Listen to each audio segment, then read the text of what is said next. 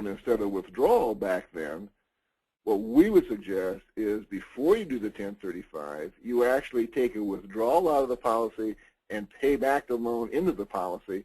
The net cash surrender value will not change, but you basically took the loan and made it into a withdrawal, and now you do a 1035 with a very low cost basis. But since it was a whole life, and if it's a whole life, the only way you can get some money sort of similar to a withdrawal, meaning not getting money out and not being a policy loan, is that you would have to, we would suggest surrendering the dividends, if there are any, surrendering paid up additions that have any cash values, and use those values to pay back the loan.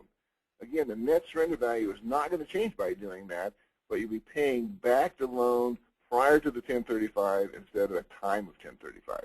So this may be more complicated and harder to follow via the screen and my talking, but be assured that if we get policies with policy loans and we're trying to get out of them and we want to do something with the policy, Mark or I or whoever's working with you will give you these options or maybe suggest some options if there are any where we can avoid the tax.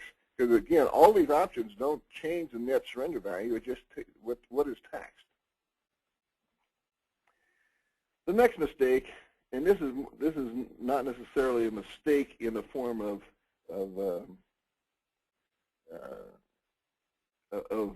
what somebody did. This is a sales pitch, and I purposely added this one because I am the one that always ends up getting this one, and it raises its ugly head about every 8 or 9 months. It's just redone. And those of you who worked with me or have had one of these, you will recognize it immediately. I call it infinite banking because that's what it was called originally. It can also be called, it's a sales